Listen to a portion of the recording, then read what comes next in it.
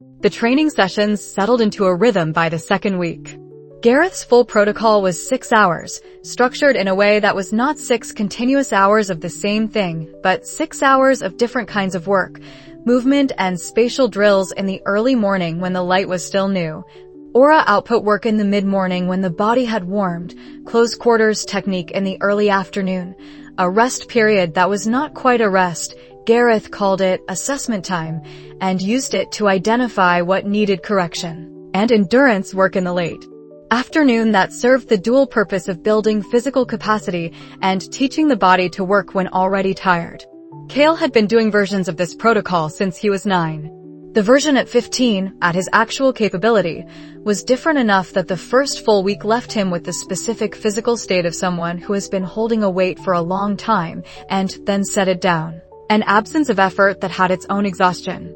On the morning of the 8th day, Gareth said, "Sit." This was a different register than "stop that," which was a correction, or "again," which was a repetition instruction. Sit meant something had shifted in Gareth's assessment of how to use the time. Kael sat. Gareth remained standing, looking south toward the tree line that marked the beginning of the southeastern quarter of the barony. He stood in the way that men who had spent years watching boarders stood, not tense, but continuously attentive, the attention so habituated it had become a posture. "I have contacts," he said. "From the old service. Border garrison officers, mostly.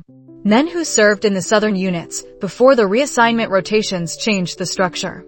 Kael noted the qualifier, "from the old service." Gareth did not volunteer context without reason. The context mattered. "They write," Gareth continued. "Not regularly. When something happens that they think is worth noting. 6 of them in the last 8 months. 6 separate letters." "Yes." Gareth was still looking at the tree line. Kael waited. "Sightings," Gareth said. "Near the chain. Not incursion scale. Not force movement. Individual traces, aura disturbance signatures, disturbed seal anchor readings. One confirmed visual from a night patrol." He paused. 3 of the 6 letters said the same thing independently. Whatever is moving through the gaps is not trying to fight. It's moving carefully.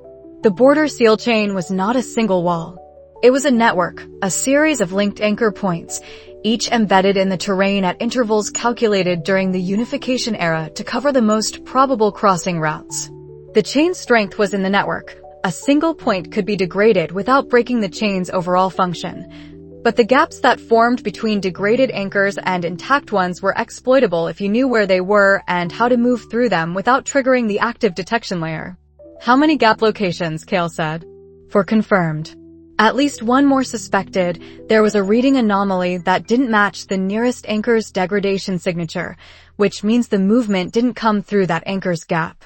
It came through somewhere the patrol wasn't monitoring, moving through the gaps without triggering the active layer." He thought for a moment.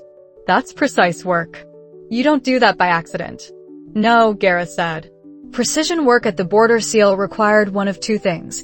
Either detailed knowledge of the seal's detection mechanics, the kind of knowledge that wasn't in any public document, that lived in the technical records of the garrison units that maintained the anchors, or spatial capability sufficient to read the active detection field in real time and move through its voids.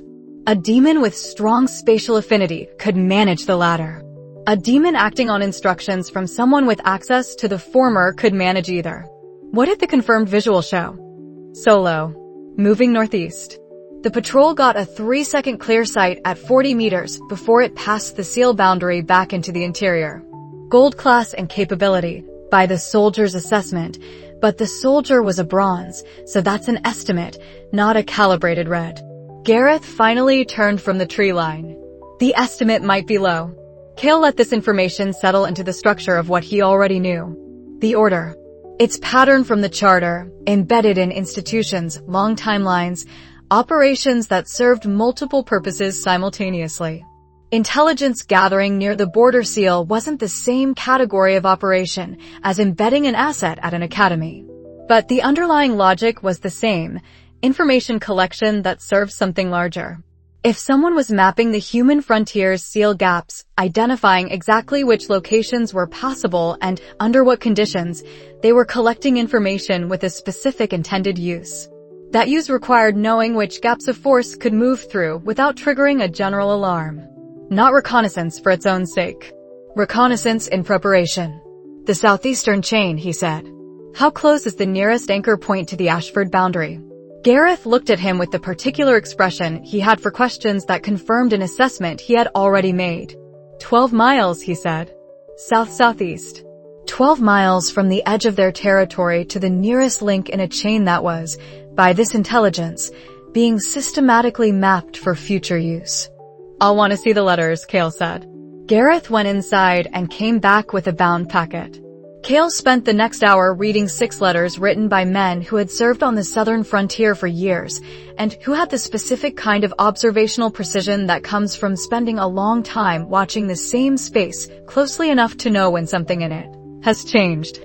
The letters were careful. None of them named what they feared.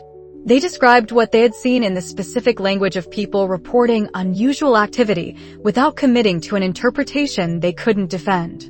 But the interpretation was clear in the aggregate. Something was in the gaps, repeatedly, over 8 months, and whatever was doing it was good at not being seen.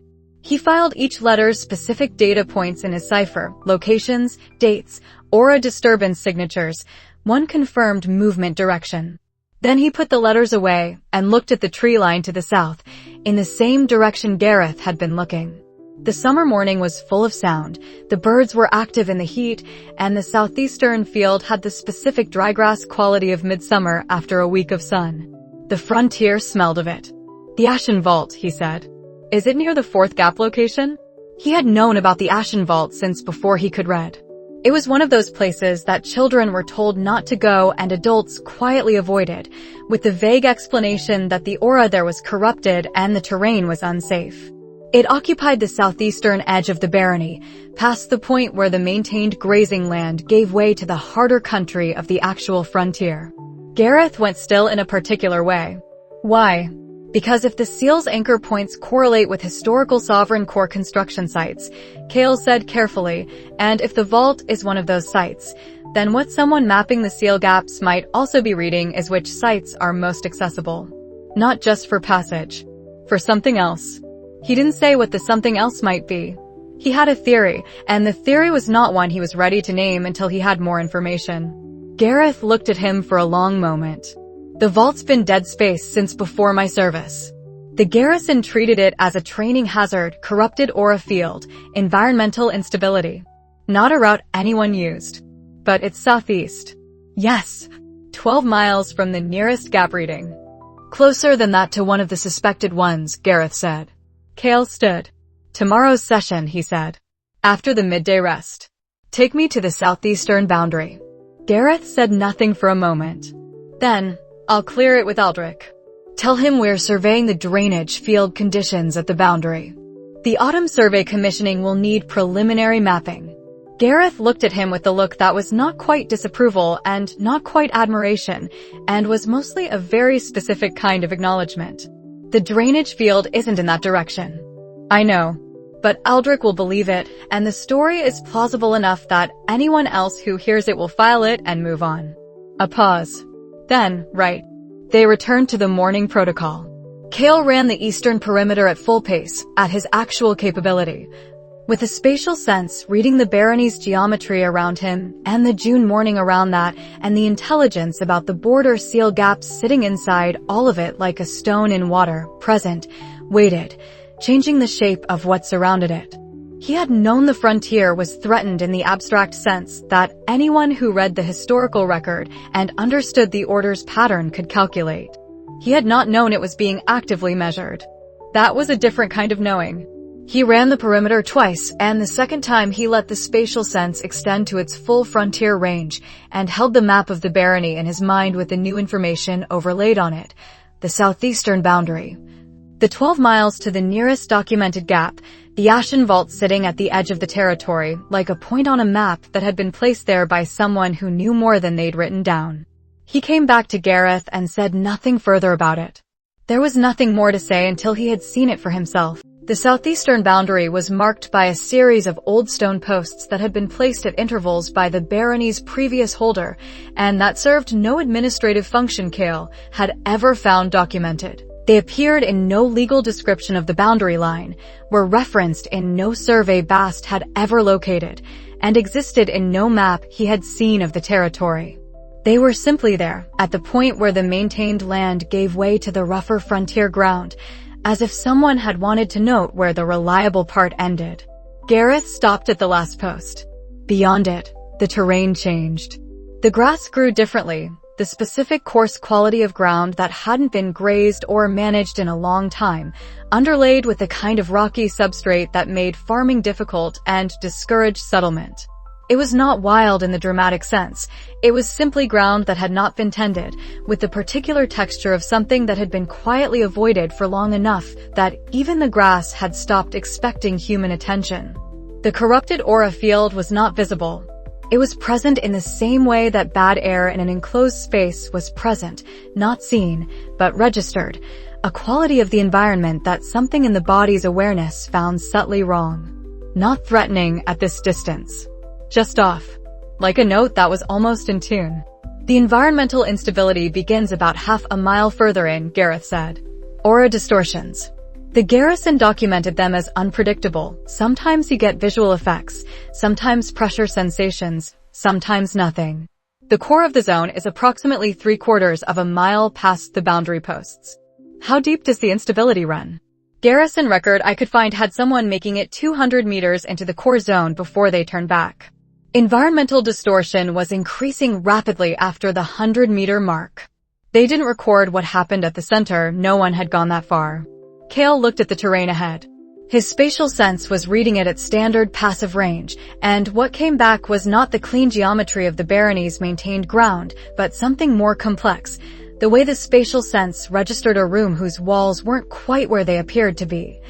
If the room were made of terrain instead of stone. "I'll go in alone," he said. He had expected Gareth to argue with this. Gareth didn't. He said, "How long do I wait before I come in after you?" 2 hours. "If I'm not back in 2 hours, go back to the barony and don't come in yourself." Gareth looked at him. "I mean it," Kael said.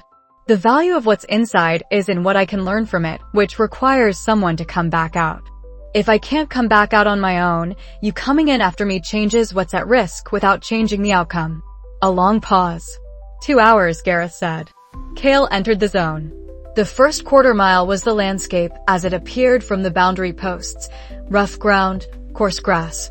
The distant sound of the Ashford Barony's summer and the specific quietness of territory that hadn't been occupied by anything that made noise except wildlife. The aura field's wrongness was slightly more present here than at the boundary, but present in the way background noise was present, registered, filed, not acted on. The second quarter-mile was where the field quality changed. The change was not dramatic. It was the kind of change that you would not notice if you were moving too quickly or not paying enough attention, a deepening of the off quality, a particular way the air seemed to have slightly too much resistance, not physical, but the aura sense's equivalent. His spatial sense, at passive range, was getting returns that were slightly inconsistent, the geometry of the space reading correctly in one patch and then producing a small discrepancy in the adjacent patch, as if the space had been compressed or stretched by something that didn't affect physical dimensions, but did affect the aura field that normally mapped to them. He moved carefully, reading the distortions ahead of him before stepping into them. The technique for navigating corrupted aura fields was not something he had been taught. He was doing something more intuitive than technical, reading the field with his spatial sense and identifying the paths of least distortion. The routes where the compression was minimal or consistent enough to move through, without triggering whatever the environmental instability actually was. It required more active attention than passive reading. He let the range narrow to close quarters and walked slowly. The visual effects began at approximately the point Gareth's garrison record described. Not dramatic. Shadows falling in the wrong directions for the sun's current position, a brief overlay of a different quality of light, colder than summer, coming from nowhere visible, once, for 3 seconds. The sound of wind in an enclosed space when he was standing in open air with no wind at all. He kept moving. The entrance was buried. Not deliberately hidden, nothing about it suggested concealment as an act. It had simply been covered by time, a slope of accumulated earth and deadfall from the scraggly trees at the zone's outer edge, covering what had been, at some point, a stone opening at the base of a low outcrop. His spatial sense registered it before his eyes found it. A void in the ground that was geometrically wrong for natural formation, too regular, angles too consistent, approximately 2.4 meters wide and nearly that tall if the earth fill were removed. He spent 20 minutes clearing the entrance by hand, moving soil and brush from the top of the slope, working by spatial sense feel as much as by sight. The stone frame was carved deeply, in the Unification-era style he recognized from 4 years of Barony historical records and 6 months of the Academy's restricted section. The carving was not decorative. It had the structured regularity of institutional marking. The opening led down at a slight angle. He went in. The environmental instability dropped almost immediately on the other side of the threshold. The stone interior of the passage had the specific aura quality of a space that had been deliberately designed to resist distortion, the same structural logic that made aura-reinforced architecture stable under pressure, except that this had been done at a scale and with a level of refinement that the Academy's most advanced architectural theory texts described only in historical terms. The passage was approximately 15 meters long, low-ceilinged, with the specific quality of something built for function rather than impression. At the end of the passage, the space opened. It was not a large room. Perhaps 12 meters across, roughly circular, with the ceiling at approximately 4 meters. Stone construction throughout, the same Unification-era carving style as the entrance frame, but denser here. The walls were covered with it. Not decorative. The carvings had the structured layout of text and diagram rather than imagery, regular divisions, columnar arrangement, the specific grid that indicated a formal document inscribed in stone. His spatial sense registered the room's coordinates. He stopped. He had been here before. Not in this body, not in this lifetime, but his spatial sense had been here, and he had been inside his spatial sense. And the coordinates that the sense now registered as the physical geometry of this room were the same coordinates that had appeared in his awareness during the winter solstice dream in year 7. He stood at the entrance to the room for several seconds and let the confirmation settle. The dream had been real. The spatial sense had registered a real location. The location was this room, not the throne woven from dark light and gold light, not the figure with a shifting face, but the spatial structure underneath the dream imagery. This specific room, in this specific location, on the southeastern edge of the Ashford Barony, at the base of this particular outcrop. He had been sleeping in a study chair in the Barony house, and his spatial sense had reached somewhere. He filed the confirmation and looked at the walls. The carvings were in a script he did not recognize, but they were accompanied by diagrams that were recognizable in the way that functional diagrams were recognizable regardless of the language of their labels, structural schemas, flow patterns, the specific geometric notation of aura field construction. He had seen approximations of this notation in the Academy's most advanced aura theory texts, approximations, because the texts were working from fragmentary historical sources, reconstructing what had been lost when the Unification-era's records were scattered. The originals were here. He moved along the walls methodically, starting at the entrance and working clockwise. 3 sections of text and diagram alternating. The diagrams in the first section showed a core structure, not a standard aura core, not anything that matched the classification system in Faratha's course, but a structure he recognized from the inside. Something he carried.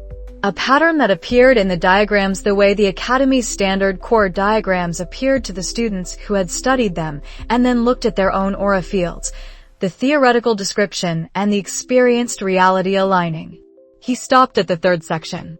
The caption, one of the few places where the script was accompanied by an alternative notation system that suggested either bilingual inscription or translation for a different audience, had 2 terms he could parse from context and from their appearance in the structural diagrams. The first, beneath the illustration of a figure standing at the height of a structure that the diagram placed as the highest point of a regional map, not a building, but a geographical apex, a spire rendered in the schematic style of pre-unification cartography. Sovereign of the Eastern Spire. The second, Beneath the structural diagram that most closely resembled what he carried, the nested lattice structure, the multi-axis integration. The specific arrangement that Faratha's course had no classification for because the category did not exist in current academic literature. Sovereign's Lattice. The gold light in the dream had been light affinity. He knew that now, 12 months in Faratha's course had given him the theoretical signatures for each affinity type, and the gold light matched light magic at the high refinement end of the spectrum. The figure with the shifting face, dressed in Unification-era formality, sitting at the junction of dark light and gold light, that was the sovereign of the Eastern Spire. The person who had built this room. Who had carried a version of what Kael carried and had documented it here in stone so that whoever came after would not be entirely without a record. He sat down on the floor of the anteroom. He sat there for a moment without doing anything else, with the room's specific silence around him, and the carved walls, and the aura field that had been designed to last 300 years and the coordinates in his spatial sense matching the coordinates from a dream he'd filed in Year 7 under Real Location Possible, held for Academy research. He had been told, in one form or another, that he was unusual since the age of 8. The assessment ceremony had said it. Aldous' notebook had said it. The Academy's theory class had said it in the inverse, by not having a classification that fit what he was. Now a room from 300 years ago said it too, in stone. Not alone in history. He took out his cipher notebook and began copying. The diagrams went in first, every dimension, every relationship between elements, every annotation rendered in his personal notation system. The text went in phonetically, letter by letter, to be translated when he had access to pre-unification linguistic resources. The structural schemas went in with the specific care of someone recording technical documents whose content he could not afford to summarize inaccurately, every proportional relationship, every layer of the lattice structure, every point where the diagram made a distinction that the Academy's standard schematic notation would conflate into a single symbol. He worked for an hour.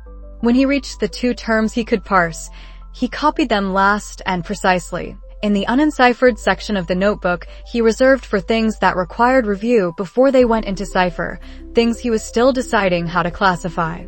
Below the copy terms, in his own hand, he wrote, Sovereign's Lattice. What I have. Not alone in history. He made a final visual pass of the room, confirming that nothing had been disturbed, that the passage entrance behind him was clear, that the notebook contained everything the walls contained that he could currently record. Then he replaced his tools, oriented himself by the spatial sense's coordinates, and left through the passage. Outside, the afternoon light had moved significantly. He checked his count, 93 minutes inside. Gareth was exactly where he had been, at the last boundary post, looking south. Not performing the wait. Simply in it. Kael came back through the outer zone, following the path he'd taken in, and emerged into the maintained frontier air. 93 minutes, Gareth said. Yes. What did you find? Kael thought about how to answer this. The full answer was long and specific and contained several things that required further thought before he was ready to name them to anyone, including Gareth. The short answer was accurate and sufficient for now. Records, he said. Old ones. I need to come back with better copying materials. Gareth held the non-answer for a moment, then filed it in the way he filed things that were not his to press on. Tomorrow, he said. Tomorrow, Kael agreed. They walked back north through the summer afternoon, toward the barony. The spatial sense read the territory around him at its full frontier range, the maintained land, the boundary posts behind them, the 12 miles to the nearest documented seal gap, the southeastern tree line with the outcrop somewhere inside the corrupted field at its edge. He had been sleeping in a chair 3 years ago, when his spatial sense had gone somewhere he hadn't sent it. He understood now what it had found. He kept walking. The preparations began in the 2nd week of August. Not the preparations that would be visible, not fortifications, not militia expansion in the formal sense, not anything that would cause a frontier barony's quiet summer to look like a frontier barony preparing for something. The preparations that began in the 2nd week of August were of the kind that look, from the outside, like a landowner doing reasonable things with the land he has. Inspecting the southeastern boundary. clarifying the grazing rotation schedule, arranging for the repair of a boundary path that had become overgrown. Gareth organized the militia work. The Ashford Barony had a small militia rotation, standard frontier practice, required by the same land tenure law that governed most of the kingdom's outer territories. 8 people, meeting twice monthly, maintaining basic competency with the practical tools that frontier landholders kept in their barns. The rotation had been consistent for years. It was not remarkable. What changed in August was that the rotation met 4 times monthly instead of 2, and that 2 of those additional meetings were scheduled at the southeastern boundary rather than the barony's practice yard. From the outside, this read as a landowner following up on an autumn survey with more regular boundary inspection. From the inside, Gareth had spent 6 years training the Ashford militia the way he had trained every defensive asset in his life, which was methodically and without shortcuts. And the 8 people in the rotation were not the same 8 people they had been when he started with them. They could move quietly, hold positions, and read the terrain they were responsible for in the specific way that people who had been taught to pay attention to their own ground-read terrain. They were not soldiers. They were people who knew the southeastern corner of the Ashford Barony the way a person knows the house they have lived in for years. That was what Kael needed them to be. The signal fires were Gareth's addition. He proposed them on the 4th day of the preparation work while they were walking the southeastern boundary path. 3 points, he said. The boundary post, the ridge at the second grazing pasture, and the main house. Line of sight between all 3 at night. Standard garrison protocol. 3 stages. If something comes through the chain gap and moves northeast toward the barony, you want to know before it reaches the maintained land. He described this in the direct way he described all practical matters, without preamble or dramatic framing, as a man outlining the obvious implication of a thing they both understood. Kael said, "Build them." The fires were constructed as maintenance fire sites, brush clearance practice, which was a legitimate reason to build a fire pit at intervals on frontier land in late summer, ahead of the dry autumn. They were positioned so that anyone watching the barony from the outside would see routine land maintenance and nothing more. The specific positions had been calculated to ensure line of sight between all 3 points in the lowest light condition the Ashford summer produced, the overcast nights in August when the moon was either absent or obscured. The evacuation routes required more care. The Ashford Barony's population was not large, a homestead for tenant households, the Thornfield village at the northern boundary where the barony's commerce mostly operated, and the workers at the drainage project site who were seasonal. Total, perhaps 60 people directly within the barony's territory who would need organized movement if something came from the southeast faster than the signal fire chain could buy time for. Kael spent 3 evenings mapping 4 routes. The logic for evacuation routing was the same as the logic for route selection in any scenario where speed and terrain mattered. Multiple options, each suited for different conditions, night versus day, summer versus winter. Specific terrain states after rain, with a single primary meeting point that could be reached from any route, and that was on the correct side of the terrain to be naturally defensible if the evacuation became a stand rather than a withdrawal. He did not brief the tenant households on the routes. This was deliberate.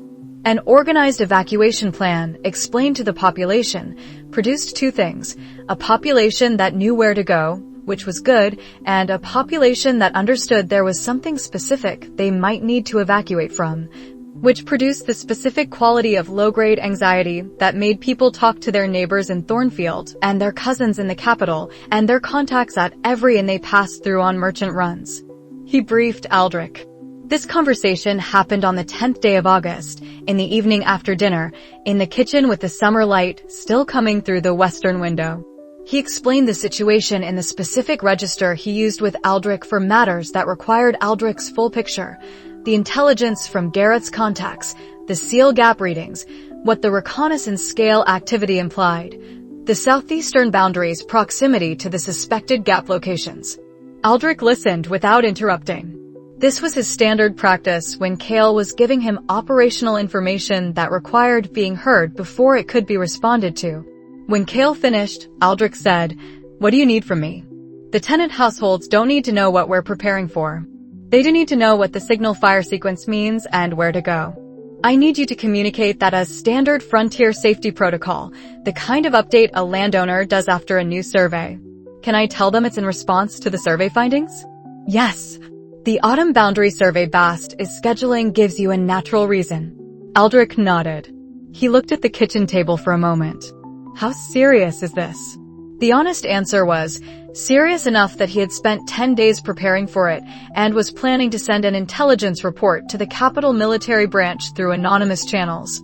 Not serious enough, at this scale, to require anything larger than what they were already doing. We're not at the threshold for alarm, Kael said. What's moving through the chain gaps is individual reconnaissance, not force movement. The preparations we've made give us time and information. If the pattern changes, we'll know before it reaches us. Aldrich held this for a moment. If the pattern changes, we have the signal fires. You'll have 3 to 4 hours from the first fire to complete the evacuation routing. 3 to 4 hours, Aldrich said. Not skeptically. Filing it. Yes. Aldrich looked out the kitchen window at the summer evening, the specific quality of late August frontier summer, warm but with the early suggestion of autumn in the evening air, the way the seasons shifted before anyone officially acknowledged them. I'll speak to the households, he said. Frontier Safety Protocol Update. He refilled both cups. Bast will have questions. Tell her it's related to the survey. She'll accept it. Bast accepts very little without a complete explanation. Tell her the complete explanation. She's already handled the mineral registry paperwork and the loan documentation. She is standing. Aldrich's expression shifted slightly, the particular way it shifted when Kael extended his circle of working trust to include someone Aldrich had already trusted for years. All right, he said. They sat for a while in the kitchen's summer evening quiet. Outside, the signal fire sites were built into the boundary terrain as if they had always been there, which was the particular quality that good preparation had, invisible in retrospect, present when needed. The academy, Aldrich said. You go back in 3 weeks. Yes. What happens with all this? He indicated, with a slight motion of one hand, the territory they'd been discussing. Gareth runs the militia protocol. You handle the tenant communication and Bast. If the pattern changes, Gareth will know before it escalates to something that requires me present. He paused. There's also an anonymous intelligence report going to the capital military branch. I'm working on the method. Aldrich looked at him. It will be untraceable to Ashford, Kael said. And to me. A pause. You've done this kind of thing before. Yes. Through the same people. Different method. Same level of care. Aldrich accepted this in the way he had learned to accept things Kael told him without explaining the full mechanism, not without noticing the incompleteness, but trusting the judgment underneath it. Tell me if there's anything I need to know that I don't currently know, he said. I will. Not after the fact. Before, Kael confirmed. This was the agreement they had reached years ago and had renewed periodically since, as the scope of what Kael was doing had expanded past the point where Aldrich could follow every detail. Not full information, that wasn't possible, given what Kael carried. But the things that affected the barony and the people in it communicated in time to matter. He kept that agreement. It was not always easy to keep. It was also non-negotiable. The preparations were as complete as the available time and resources allowed. The southeastern boundary was as informed as he could make it without alarming the population. The capital would have a paper trail in 6 weeks, when he could route the intelligence report through a method that didn't trace back. He went to the south field that evening and ran the perimeter at full pace, with the spatial sense at its frontier range, and let the barony's geometry settle around him in the August dark, the maintained land, the drainage channel, the tenant household's evening lights, the boundary posts at the edge of the maintained territory, and past them the southeastern frontier and the corrupted aura zone and the room with the Unification-era carvings, and the 12 miles south to the nearest documented gap in the border seal chain. The preparations were complete. What came next was not yet his to control. It was Gareth who found it. He found it because he had been running the southeastern boundary inspection on his own schedule, not the formal militia rotation timing, but the private schedule of someone who had looked at a piece of ground long enough to know what it looked like at every hour.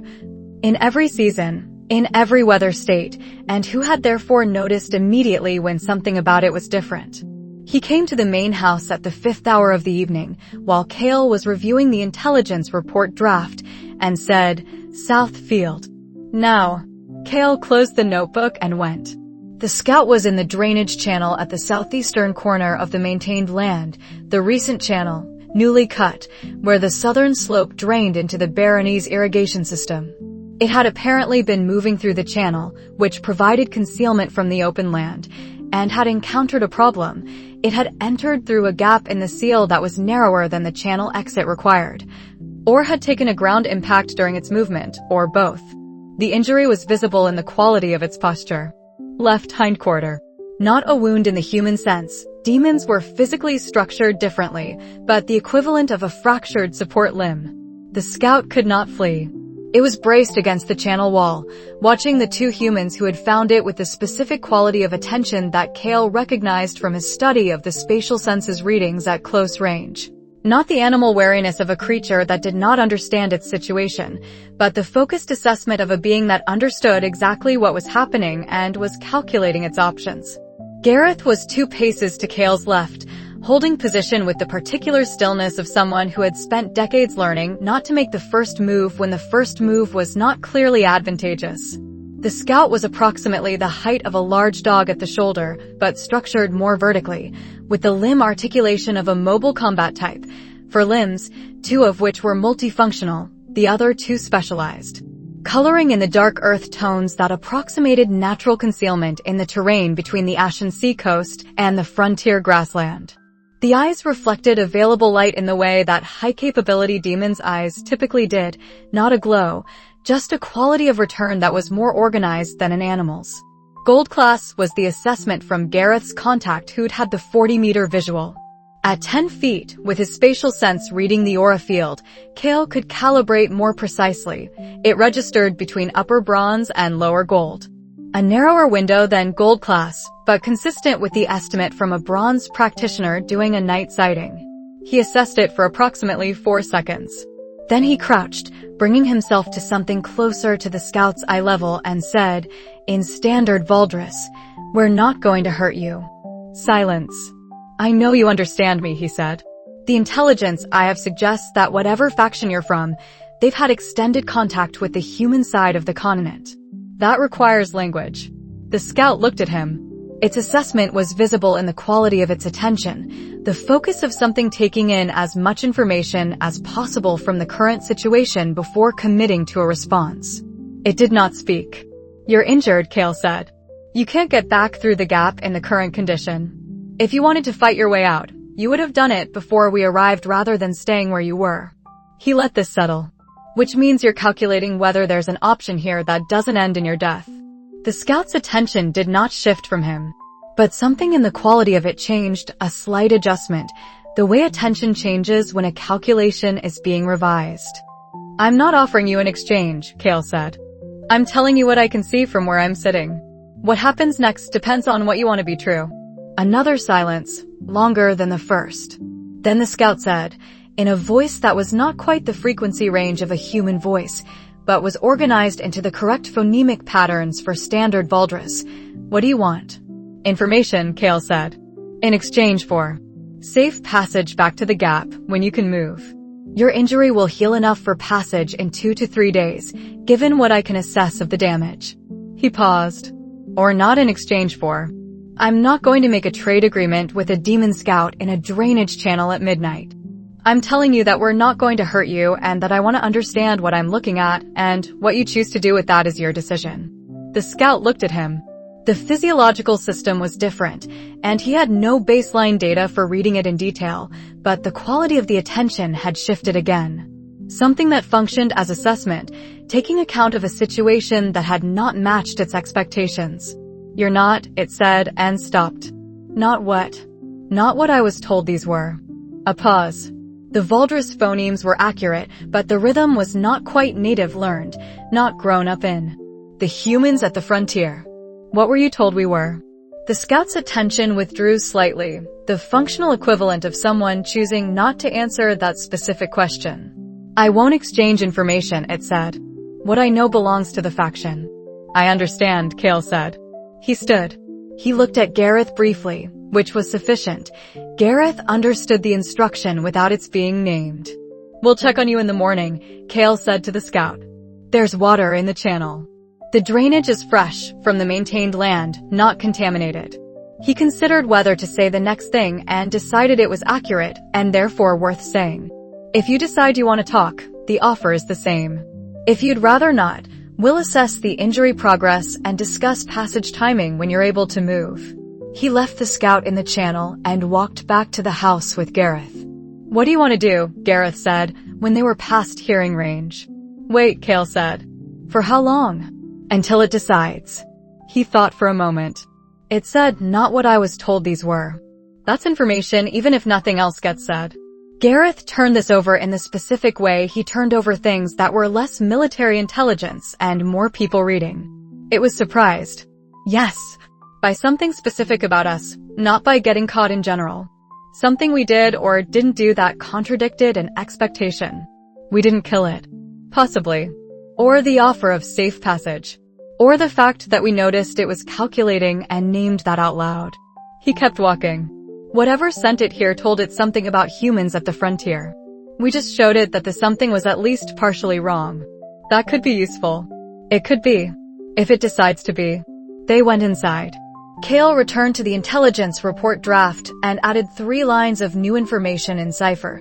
Scout sighting at southeastern drainage, injured, in custody.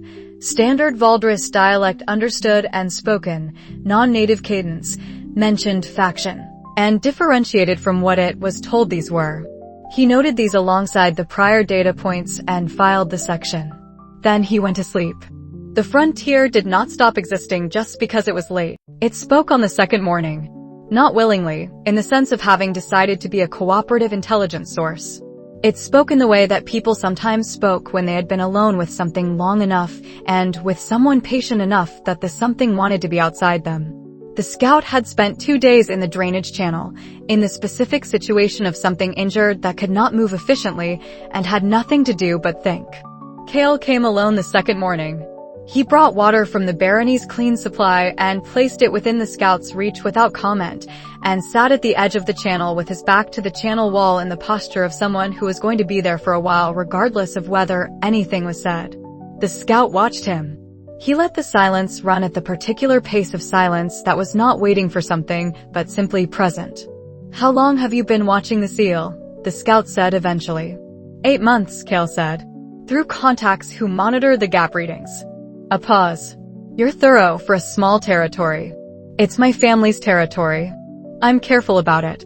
Another pause, longer.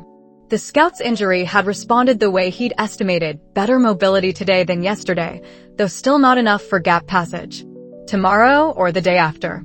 I was given 17 locations, the scout said. Seal gap coordinates and their timing windows. Kael noted this without changing his posture. By your faction. By the instruction. The instruction came through the human channel. The voice was even, but there was something in the quality of it, not emotion as he read human emotion, but the equivalent register, the slight pressure of something being named that had been unexamined before. The faction does not take human instruction directly. The instruction was relayed through the Ash Domain's coordination structure. The Ash Domain.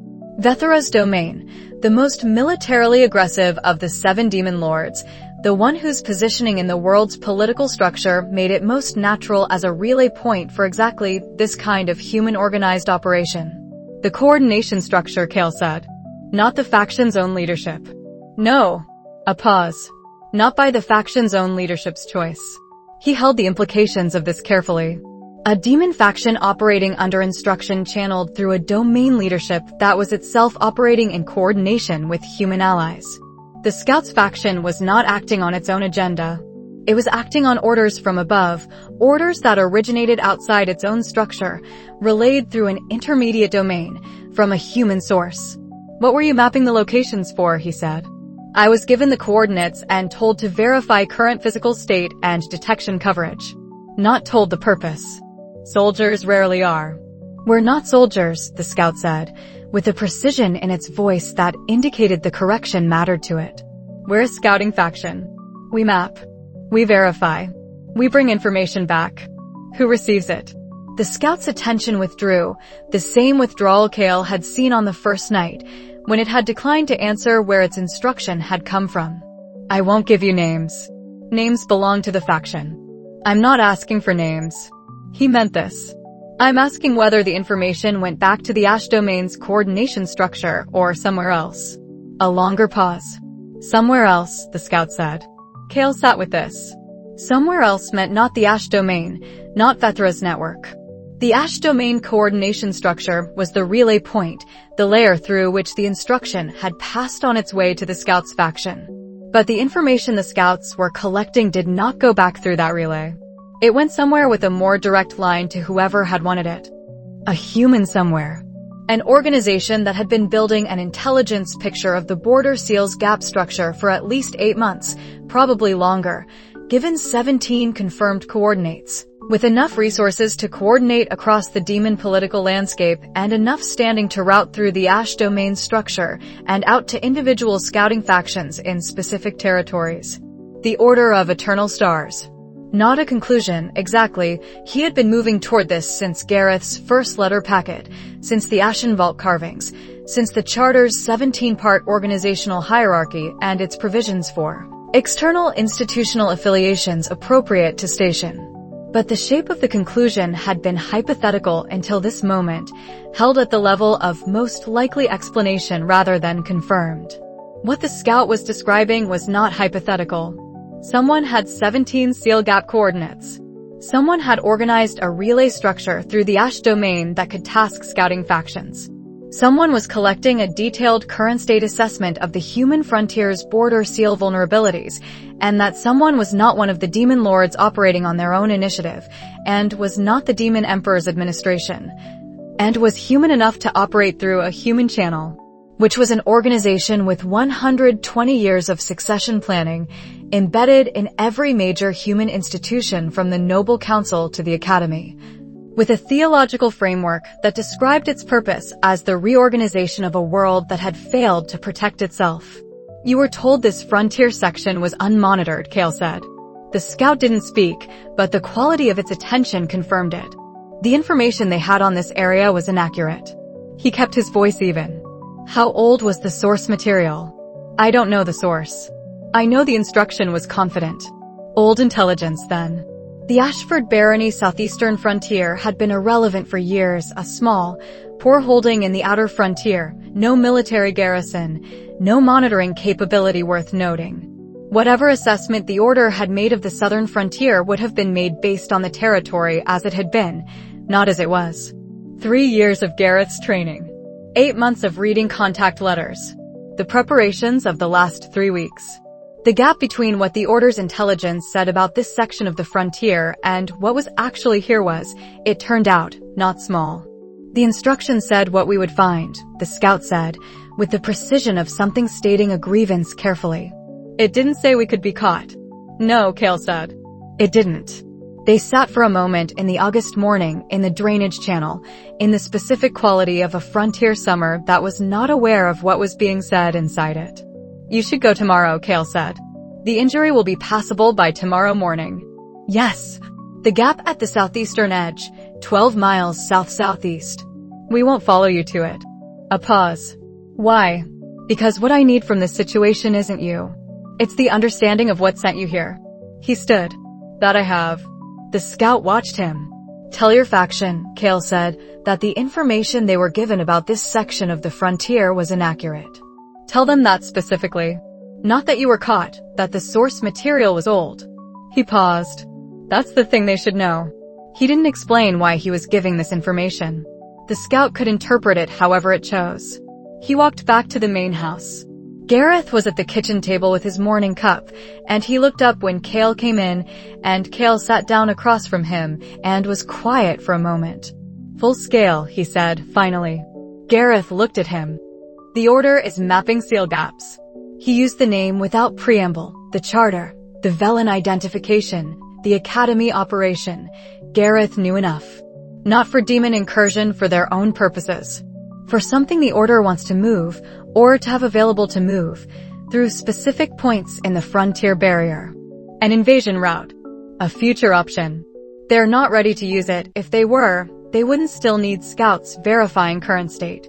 They're building a complete picture of what's passable, under what conditions, with what coverage. He looked at his own hands on the kitchen table. They've been running this long enough to have 17 gap coordinates. That's not one summer's work. Gareth said nothing. They also have inaccurate information about this section of the frontier, Kael added, which is the only advantage we currently hold.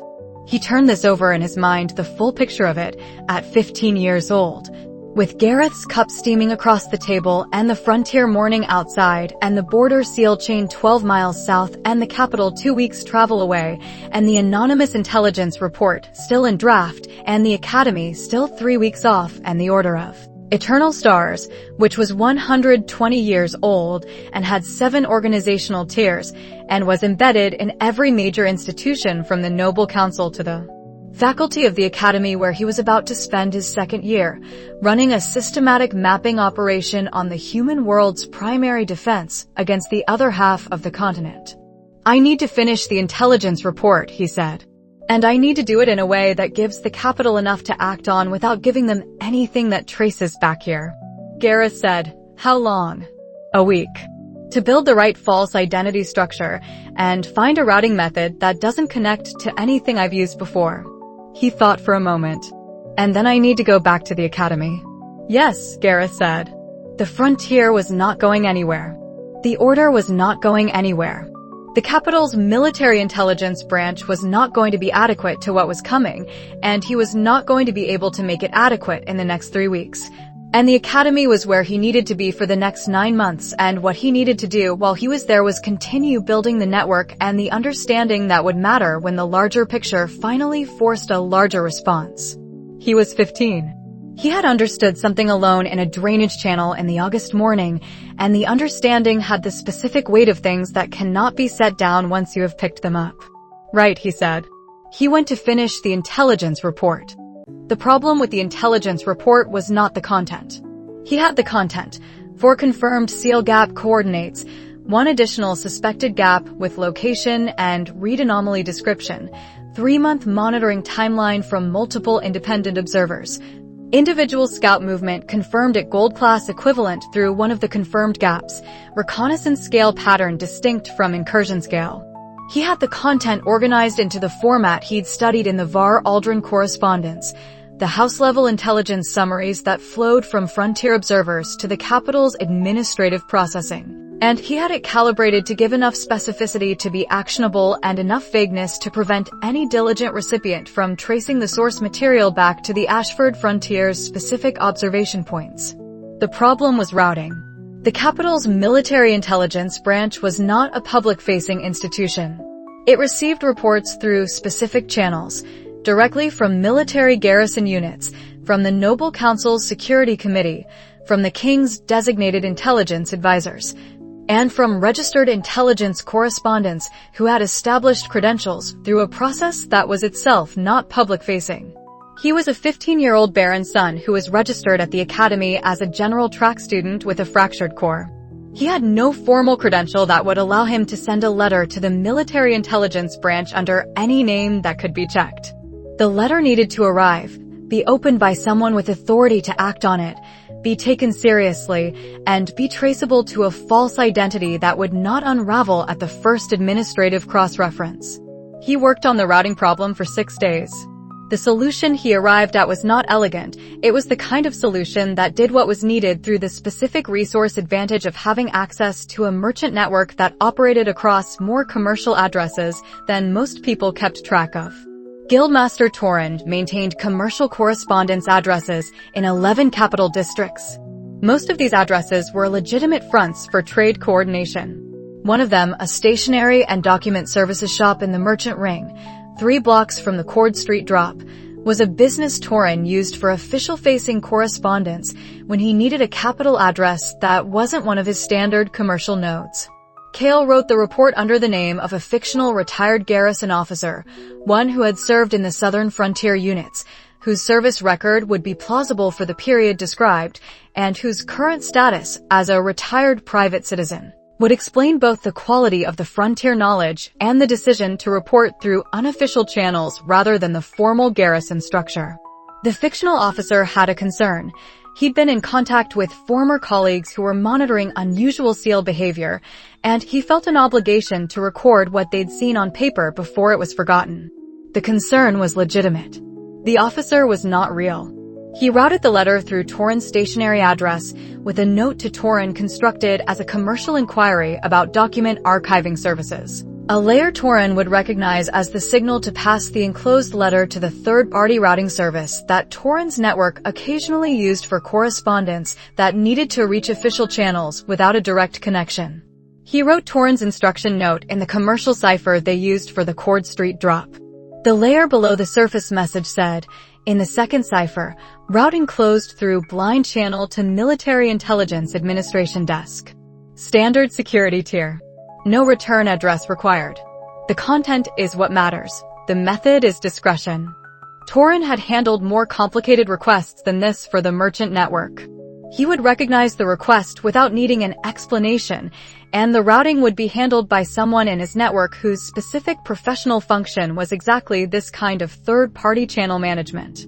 Kael sealed the two items separately, the intelligence report in a plain cover, the Torrin instruction note in commercial wrapping, and bound them together with a commercial slip that would read to anyone intercepting the outer package as a document archiving inquiry from a frontier minor house steward. He brought it to the Capital's Guild node on his last day in the city before the Academy coach connection. The Guild node in the merchant ring adjacent to the Cord Street area was the same one he'd used for outgoing letters during the first Academy year. He submitted the package as a commercial document delivery, paid the standard fee, and left. He did not watch it disappear into the system. There was nothing to be gained from watching it. On the coach north, he thought about what the report would do and what it wouldn't. What it would do, add the information to the Military Intelligence Branch's incoming record. Create a paper trail. Establish that someone, a retired garrison officer with frontier contacts who had the specific quality of someone who knew what to look for and had looked, had reported unusual SEAL gap activity at 4 confirmed coordinates, in a pattern consistent with systematic reconnaissance, beginning at least 8 months before the report date. What it wouldn't do, prompt immediate action. The Military Intelligence Branch received hundreds of reports annually, from dozens of sources with varying reliability and specificity. A report from a retired private citizen routed through a commercial address, with no formal credential, would be processed and filed and assigned a review tier that placed it in the queue behind reports from active garrison units and registered intelligence correspondents. It would be read by someone eventually. It might prompt a follow-up inquiry to the garrison units nearest the reported gap coordinates. It might not. He was not sending it because he expected immediate action. He was sending it because information that existed only in his cipher notebook and in Gareth's contact letters didn't exist on any record that could be accessed after him, by someone else, in the event that the pattern changed faster than he could manage. Paper trail. Not action. The action would be his, when he had more capability and more leverage than he currently held.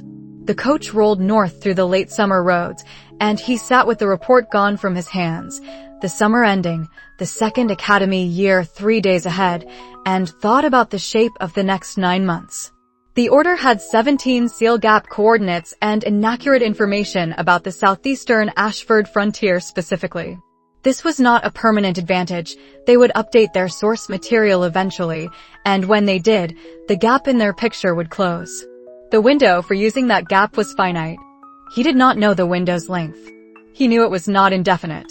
He also knew that at 15, at Silver Aura Concealed, with 1 year of Academy intelligence work and 1 summer's defensive preparation, and an anonymous intelligence report now in the routing system, he was operating at the outer edge of what was currently possible for him. The things that were not yet possible, direct engagement with the Order's upper hierarchy, meaningful intervention in the succession crisis, the kind of coordinated action that the full scale of what he now understood required. Those things were not possible yet was doing a significant amount of work in that sentence.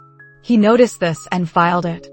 The capital road gave way to the northern stretches, where the trees were already showing the first signs of turning, the way the northern part of the kingdom always turned earliest, while the frontier was still holding its summer green. He watched this without particularly meaning to watch it. In 3 years, perhaps less, perhaps more, what was currently not yet possible would be possible, or would be closer.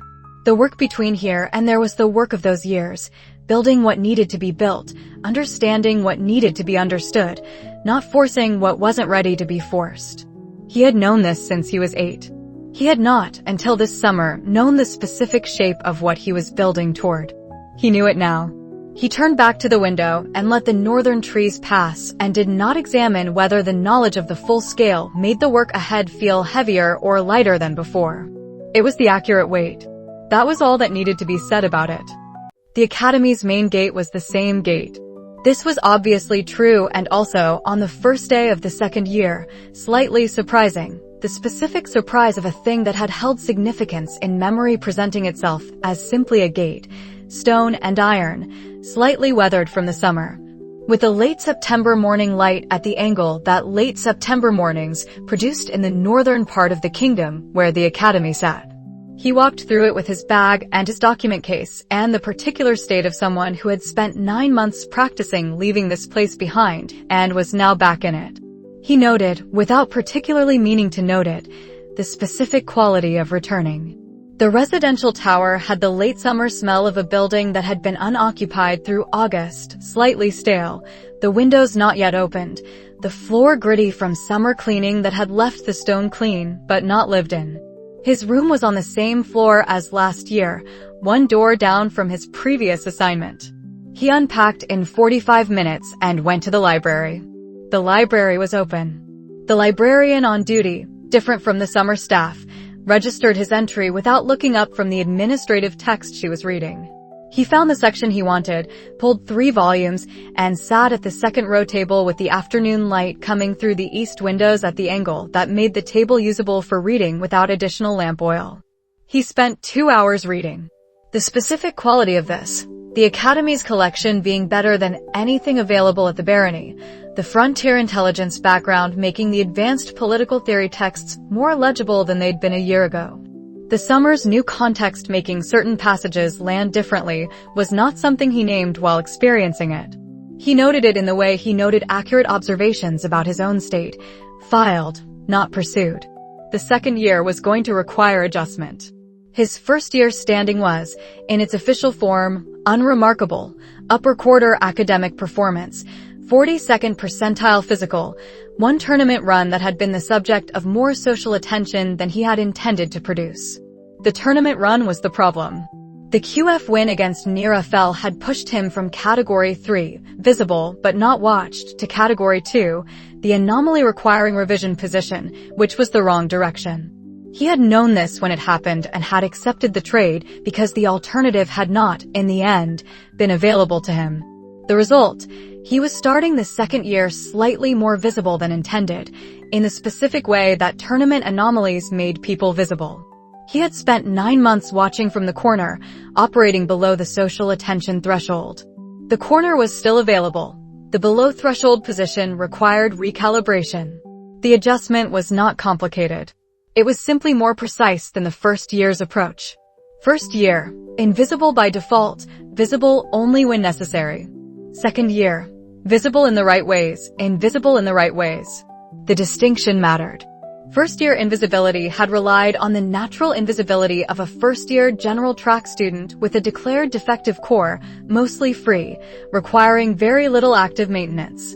Second year, with the tournament run in the social record and with Seraphine's revised category for him and with Sova tracking him more precisely than previously assessed, the invisibility was not free.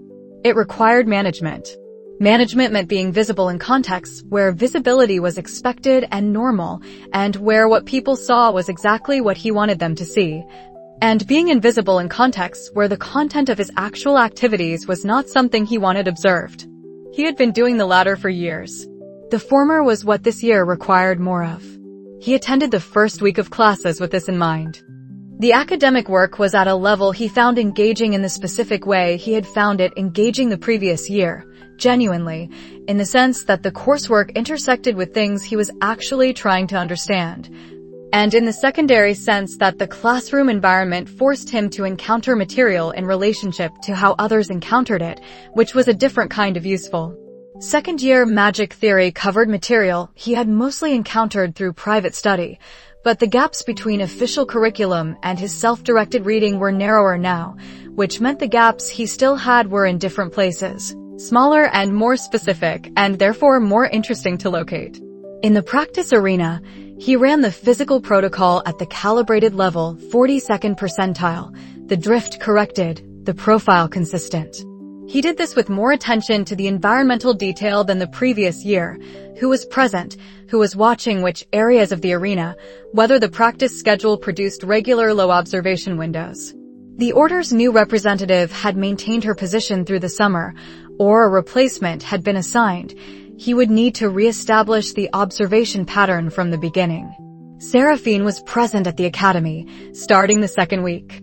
He knew this because she was simply in the spaces she always occupied, the restricted library section on her schedule, the Aura Track seminar rooms at the hours that matched her course registration, the Eastern dining hall window table at the time she used it. He knew the patterns from the first year. The patterns were the same.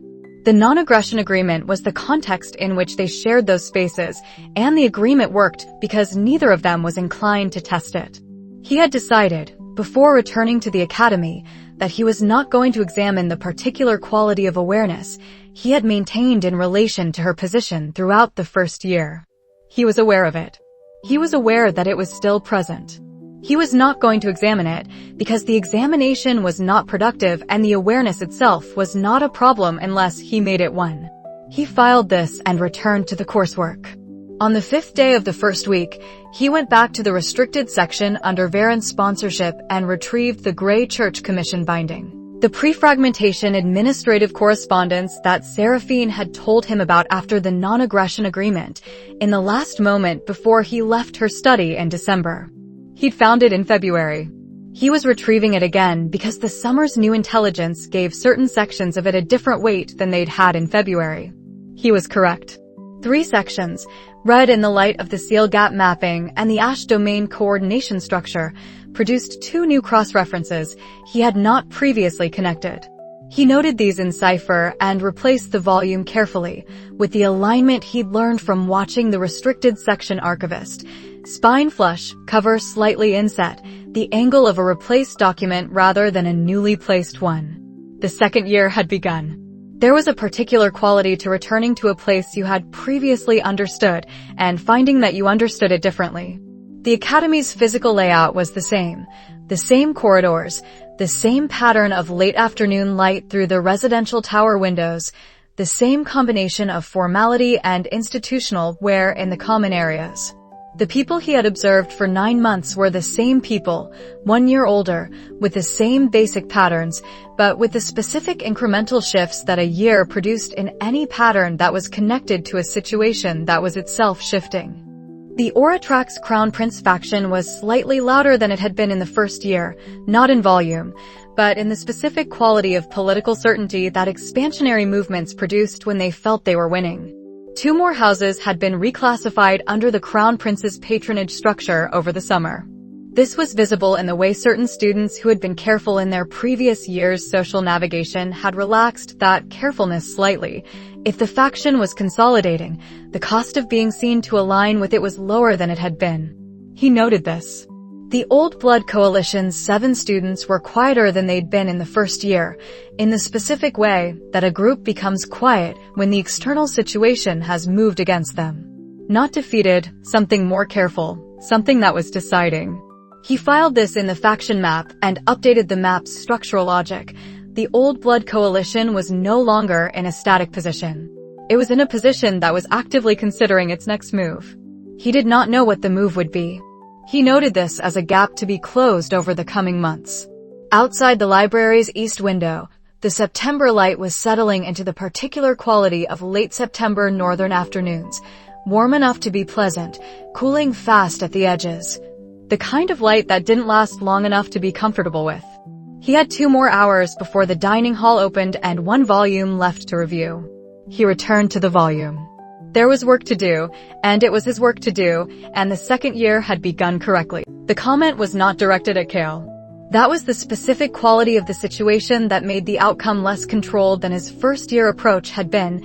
Instructor Hartley's advanced magic theory covered material on regional variation in aura expression, and a third-year aura track student named Corvin Oster, minor house from the capital's inner noble ring, the kind of minor house that had been adjacent to the capital's power structures long enough to absorb their assumptions without acquiring any of their actual sophistication, made a comment during the section on outer territory aura development patterns. The data's skewed, Oster said. The outer territory cohorts have lower development rates across every metric. You'd expect that. They don't have the same access to theory materials growing up. The results are accurate, but the comparison isn't useful. This was addressed to the student next to him, not to the class at large. The kind of comment that people made in a classroom when they were not quite speaking to themselves and not quite raising a point for discussion, commentary, said to be heard, but not to be accountable. Instructor Hartley was in the process of drawing a diagram on the board and didn't hear it. Kael was in the second row, 4 seats from Oster. He was aware that the comment had been heard by approximately 6 people and that the scholarship student from the Thornwald Confederation, the one who had been in his theory class the previous year, who sat near the windows and had the habit of knowing more than she offered, had gone very still in the specific way that people went still when they had heard something and were deciding what to do about it. He had 3 options. The clean option was to say nothing. The comment was dismissive and imprecise, but not the kind of thing that required active engagement, and engaging would make him more visible than his second-year calibration called for. The second option was to say something in the register of a student correcting an inaccuracy, which would address the substance without making it personal. He said, the outer territory cohorts have lower development rates on the tests that are administered in urban academy facilities by practitioners who trained in urban academy facilities. The outer field aura theory texts, the ones going back to the second post-fragmentation century, consistently show frontier-developed practitioners outperforming urban-trained ones on spatial range, environmental calibration, and adaptive technique in non-controlled conditions. The comparison isn't useful because it's measuring the wrong things. He paused for 1 beat. The data isn't skewed. The methodology is. Instructor Hartley had finished the diagram and turned back to the room. Oster was looking at him. Kael returned to his notes. The class continued. At the end of the session, when students were collecting materials and filing out, the Thornwald student stopped beside his table.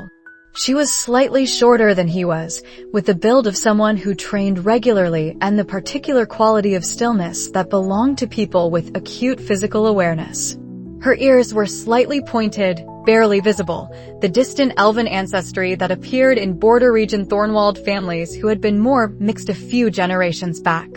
She was looking at him with a directness that was not confrontational, but was not particularly interested in the social protocols that usually preceded it. Buy me lunch, she said, and explain how you did that. He looked at her. Not the argument, she clarified. The argument was easy to follow. The thing before the argument, the decision to say it. How you decided that was the moment. He had been told by Renner, at some point during the first year, that scholarship students from the Thornwald Confederation tended to be direct in a way that took some getting used to. He had filed this as a cultural note. Lunch, he said. Yes. She picked up her bag. My name is Lyra Stormwind. I sat 2 rows to your left in theory last year, and you never said anything that wasn't exactly calibrated to be slightly lower than what you actually knew. She said this without accusation, in the specific tone of someone stating an observation about a phenomenon they'd been tracking. Which means you saying something today was interesting. So, lunch. He noted that the observation about his calibration was accurate. He noted that she had named it as casual fact rather than as a challenge. He also noted that he was looking at her with the specific quality of someone recalibrating their understanding of a situation that had just become more complex than expected. All right, he said. The Academy's mid-session meal was in the dining hall from the 11th hour to the 13th. They went. She ate efficiently and talked while she ate, in a manner that was not careless, but simply comfortable, Someone who had not acquired the specific academy habit of monitoring how you appeared while eating in an institutional setting. She had a tray with 4 items on it and was working through them systematically while she talked, which was the eating behavior of someone who had grown up in households where food was practical and mealtimes were for fuel and conversation simultaneously. "You're Kael Ashford," she said. "General track, scholarship via combat performance, Baron's son. Had a very unexpected tournament run last year. Everyone in the general track cohort talked about the QF match for approximately 2 weeks. I'm aware. You don't seem bothered by it. It was the expected outcome of a decision I made." She looked at him with the look of someone who had heard this type of phrasing before and was filing it. "You decided to win that match. I decided to run it at a certain level. The win was one of the possible outcomes. What was the other possible outcome? A loss at a certain level also." She chewed for a moment. "You're doing the thing," she said. "What thing?" "Where you answer the question without saying anything." She pointed her fork at him without menace. "I noticed it last year in theory. You answered approximately 2.5 questions out of every 8 that you clearly knew the answers to. The half was the time Hartley's predecessor asked about the Fahrenholm study, and you started to say something and stopped." He had not noticed her noticing this. "I know about the Fahrenholm study," she said. "It's in the Thornwald curricular texts as a primary source for intermediate aura theory. You were going to give the complete answer and you stopped because you decided the complete answer was more than you wanted to give in that context." "Yes," he said. She nodded. "That's the thing I wanted to understand." "Why?" "Because I do the same thing," she said, "and I'm much worse at it than you are, and I want to know if it's teachable or if you're just built differently." He looked at her. "I'm a 3rd daughter of a minor Thornwald house who got into the academy on a lightning magic scholarship," she said, in the tone of someone who had stated a fact about themselves many times and had decided the fact was simply the fact. "Which means I'm extremely useful to the Valdris Academy's interconfederate relations optics and completely irrelevant to any of the faction politics in this building. I need to be able to manage what I say, and when I say it without being obvious about managing it, and I'm not currently good at that." "Why are you telling me this?" "Because you're the only person in the general track cohort who is demonstrably also doing it, and because you just said something true in class that you didn't have to say. Which means either you're less careful than I thought or the situation warranted it in a way I'm interested in understanding." Kael ate his soup for a moment. "Both," he said. "Both which?" "Both." The comment warranted saying, and I was less careful than my usual calibration. The 2 things were related. She looked at him with the expression of someone hearing something they'd been waiting to hear and finding it approximately accurate. "You were going to stay quiet," she said. "Yes." And then he looked at something and decided not to. He thought about how to answer this. The honest answer was that he had looked at her going still in the row to his left and made a decision that fell slightly outside his standard calculation. He was not going to say this. But the question deserves something more specific than a deflection. "The comment being heard by the wrong person in the wrong moment changes the calculation," he said. "Not because the sentiment was targeted. Because the sentiment was casual, said without considering who was in the room. That's a different thing." She was quiet for a moment. "Okay," she said. She paused. "Yeah, that tracks." They ate in silence for a moment. "You're going to say I should have let it go," she said. "I wasn't going to say that." "Good. Because I think that's wrong, but I can't articulate why." "It's wrong because let it go requires you to have a storage limit for how much of that you process in silence, and the cost of the storage is not neutral," he said. "The argument for saying nothing is about social positioning, not about what the thing costs you to carry." Lyra set her fork down for a second and looked at him with the look of someone who had just heard something they were going to think about for a while. Then she picked the fork back up. "I'm from the Western Reach," she said, meaning the border region of the Thornwald Confederation where the elven ancestry was most common, where the frontier culture was closest to what Kael would recognize from the Ashford Barony's specific quality of practical directness. "We don't do the thing where we say it's fine when it isn't." "Neither do I. But you're much better at deciding when to say it and when not to." "Yes, that's the gap I want to close." She finished the last item on her tray with the efficiency of someone who had places to be and was in the process of concluding this one. "Buy me lunch again tomorrow. I want to keep doing this." He noted that he had just had a conversation that had gone significantly past the calibrated output he maintained in most social contexts. He noted that this had happened in approximately 45 minutes, from the point when she'd stopped beside his table to the point where she was picking up her tray. He also noted that he was not, specifically, bothered by this. Same time, he said. She left with the efficiency of someone who had extracted what she came for and had other things to do, which was accurate. He had watched her in theory class enough to know that she moved from one thing to the next without particular ceremony around the transitions. He sat for a moment with the remaining soup and the empty tray across from him. The room around him had the mid-session quality of the dining hall when most of the activity had passed, quieter, the tables less occupied, the particular warmth of a large room where a lot of people had recently been eating. He picked up the soup. There was an afternoon practicum at the 3rd hour and a restricted section visit he'd been planning for the evening. He had approximately 40 minutes. He used them for the soup and for the specific practice of holding a new piece of information in relation to the existing map and assessing what it changed and what it didn't. What it changed, the study group, which was Renner and Sova and Lorne and Cass, and the rotating 6th slot, had just acquired a new adjacent element. Not a study group member. The dynamic was different, sharper and more bilateral, and less focused on the collaborative work that the study group's function required. But adjacent and real, and the kind of thing that required updating the social map to account for. What it didn't change, the calibration, the cover, the ongoing work. All of that was the same.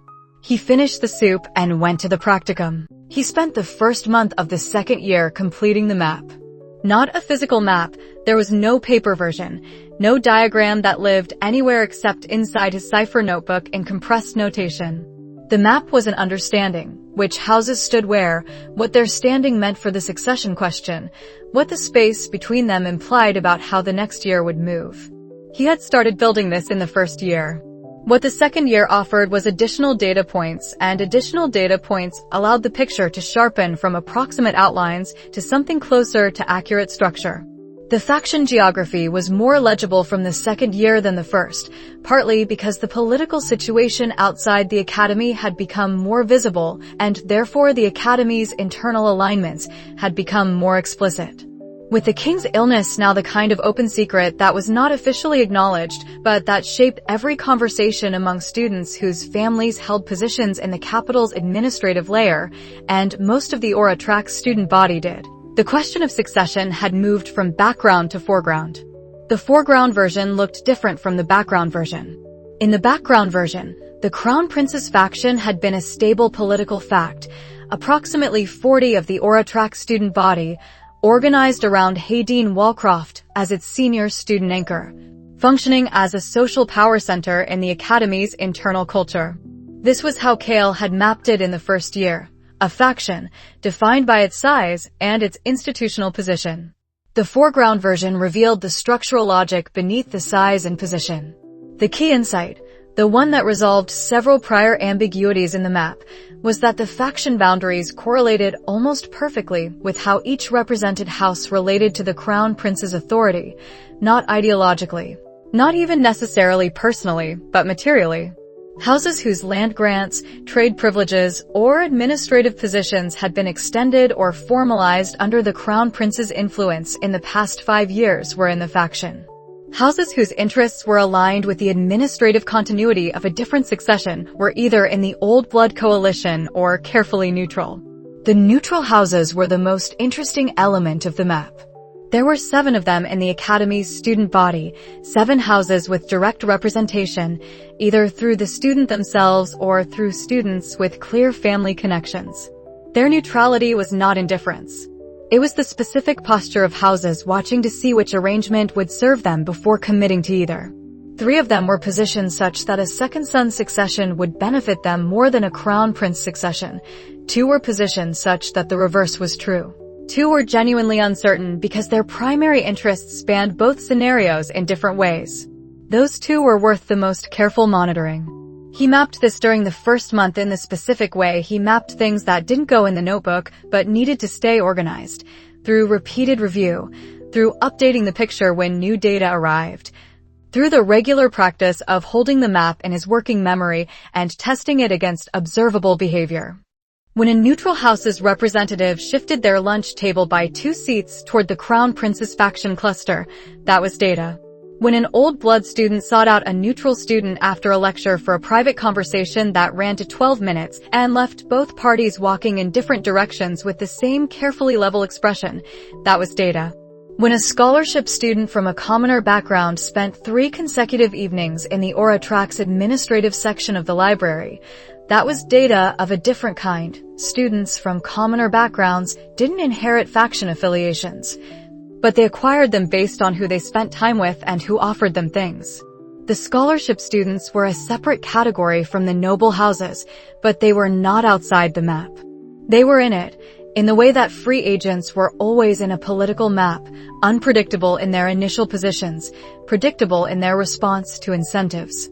He filed the scholarship students as not yet affiliated, available to be structured by the same incentive logic as the neutral houses. Worth watching during the second term when the political situation outside the academy typically produced its next visible move. The Old Blood Coalition's internal structure was more coherent than he'd assessed in the first year. 7 students, with a loose mutual recognition structure rather than formal coordination, they made no moves together, attended no coordinating sessions, shared no visible communication channel. But when the political temperature rose in the second week of October, when news arrived through the House Correspondence Board that 2 minor frontier territories had been reclassified under the Crown Prince's patronage network in what was described as administrative rationalization, every Old Blood student in the dining hall had the same reaction, which was a quality of careful stillness, and they had it at approximately the same moment, which meant they were all reading the same piece of news at the same time despite having no visible coordination structure. He noted this as the Old Blood Coalition's actual mechanism, not meetings, not correspondence, but shared situational awareness maintained by each member independently, producing synchronized response without requiring synchronized communication. He also noted that this was a fragile mechanism. Shared situational awareness worked when the situation remained stable. When it developed faster than any member could independently maintain full awareness, the lack of formal coordination would become a liability. The Crown Prince's faction was better organized. Walcroft's function as behavioral anchor meant the faction had a visible center around which coordination occurred without explicit direction. If Walcroft moved in a direction, the faction moved. This was efficient but produced a specific vulnerability. The faction's coherence was tied to Walcroft's presence and judgment, and if Walcroft made an incorrect assessment or was compromised, the faction's coordination mechanism would become a liability at exactly the moment it was most needed. He filed this. The non-aggression agreement with Seraphine meant he was not going to share this map with her. The agreement was mutual non-interference, which included intelligence on third parties that would serve her strategic interests. He could observe the factions and file the observations. He could not provide the map as an asset without that constituting the kind of active sharing the agreement was designed to prevent. He noted this constraint with the specific precision of someone identifying a limitation that was self-imposed and therefore non-negotiable. He had agreed to it knowing what it would cost. The cost was consistent with the terms. What he could do, understand the map precisely enough that when the succession situation produced its next move, he would know which houses would react and how, and could position the barony's interests and his own operational position in relation to those reactions before they arrived. That was the value of the map, not the information in itself, the prediction it enabled. He completed the first month's update on a Sunday evening in early October, sitting in the library after the closing bell, when the reading room had emptied down to 3 students. He held the full map in his working memory for 10 minutes in the specific practice of reviewing it for gaps and inconsistencies. He found 2 areas of insufficient data and noted them for the following month's investigation. Then he closed the notebook and went to dinner. Lyra was already at a table, not the study group corner, where Renner and Sova and Lorne were doing their own first month settling in, but a different table, where she was eating with 2 second-year Aura Track scholarship students who were arguing about the practical applications of combined aura and magic output. She was contributing to the argument with the specific energy of someone who had opinions and no particular concern about the social dynamics of expressing them. She looked up when he came in, assessed whether he was planning to join her or the study group, and returned to the argument without making the assessment visible as an invitation or its opposite. He sat with Renner and Sova and Lorne. "The succession thing," Renner said, without preamble, because Renner's table conversations generally began wherever his mind was rather than wherever the conversation had most recently been. "The reclassification news. Do you think it's a consolidation move or an administrative placeholder?" "Consolidation," Sova said. Kael helped himself to bread and considered whether this was a question he was going to answer in the calibrated way or the more complete one. "Consolidation," he said. "The administrative framing is cover. The specific territories selected border existing Crown Prince patronage territory, which means the reclassification extends the administrative cluster rather than filling a geographic gap." Renner pointed at him. "That's exactly what I said." Sova looked at Renner. "You said you thought it was probably one or the other. And then I picked one. You picked both. I picked the right one." Kael ate his bread and watched the two of them resolve the disagreement through the specific mechanism they always used, which was Lorne waiting until they'd run to their natural end point, and then providing the third data point that made the correct answer obvious. He felt, with the specific quality of something that was simply true and didn't require examination, that the second year had begun correctly.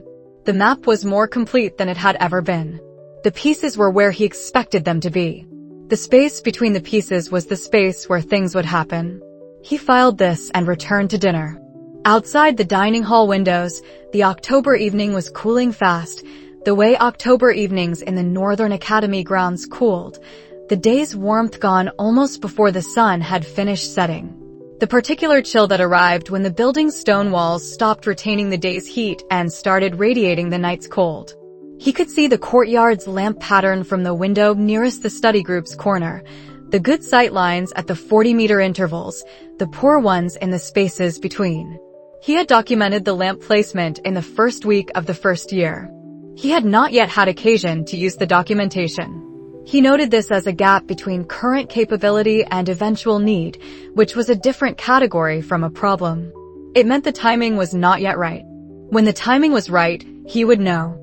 He returned to the conversation at the table, which had moved from succession politics to Renner's new theory about the aura output weighting variance in the second-year assessment protocols, and contributed to it in the specific register of someone who found it genuinely interesting, which he did. The fever had come in August, during the fourth week of the summer training protocol. It was unremarkable as fevers went, the specific variety that moved through frontier settlements in late summer when the heat produced the conditions for it. 3 days of elevated temperature, headache, reduced appetite. The particular quality of exhaustion that was not sleep resolvable.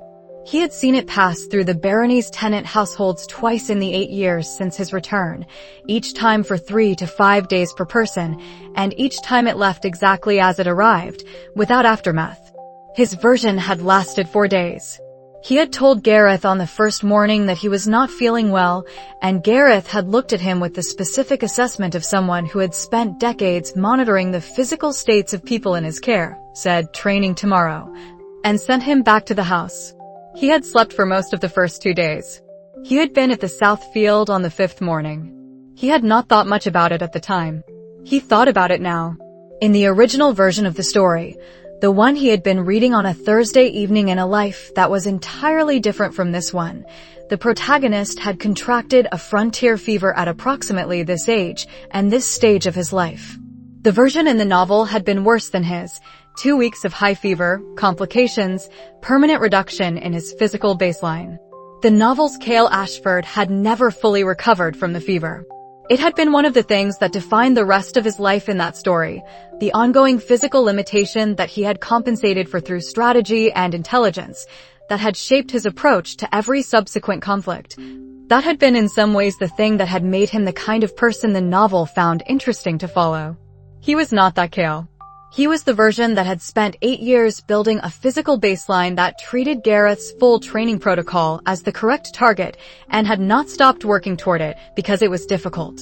He was the version that had arrived at the fever with 3 years of conditioning, a core that was not struggling, and a body that processed the illness the way healthy bodies processed illness, thoroughly, quickly, without permanent aftermath. For days. Back at the South Field on the 5th morning. He had not written about this in his cipher notebook, which tracked operational information and analytical conclusions, because there was no operation and no conclusion. It was simply a thing that had happened and resolved. He wrote about it in the other notebook. He maintained 2 notebooks. The cipher notebook was the primary operational record: intelligence, analysis, assessment of situations, tracking of ongoing threads, the coordination of the network. The other notebook was smaller, bound in the dark brown leather that the Ashford Barony's records had always used, and its function was different. He had started it in the first year at the academy and used it for the specific category of thought that didn't fit in the operational record: observations about his own situation that were accurate and important and that were not, strictly speaking, useful as intelligence. He wrote in it infrequently. Perhaps 15 times in the year he'd maintained it. He wrote in it on a Sunday evening in the 2nd week of October, after completing the faction map review, after dinner, in the specific quiet of the residential tower when most of the floor had gone to sleep. The entry was short. He noted that he had contracted the frontier fever in the 4th week of August, in the same approximate developmental window as the fever in the novel had come for the novel's protagonist. He noted that his version had lasted 4 days and resolved without aftermath. Below this, he wrote, "Past the first death. Now to earn the second life." He meant several things by this that he did not write explicitly and did not need to. He meant the point in the original story's timeline where the protagonist's arc had first broken, where the external world had reached into the protagonist's body and permanently changed what was possible for him, had now passed. He was past that marker. Whatever came next was happening in territory that the original story had never had occasion to map, because the original story had never had a protagonist who arrived at this point in full capability. He also meant he had been given a second life, and he had understood from the beginning that the gift was not the life itself, but the chance to use it differently than the first had been used. He was past the point where the difference between the 2 versions of the story was about circumstance or luck. What came next was what he chose to do with a body and a core and a set of resources and a world that were, by his own assessment, now fully in his hands to work with. He also meant, and he did not write this either, because it was not the kind of thing that required writing, that the first death he was past was not only the fever. It was the whole accumulation of the 8 years since the assessment ceremony. The years of building what he had built, slowly, in the specific way you built something intended to last rather than something intended to impress. The years of cover and calibration. The years of understanding rather than forcing.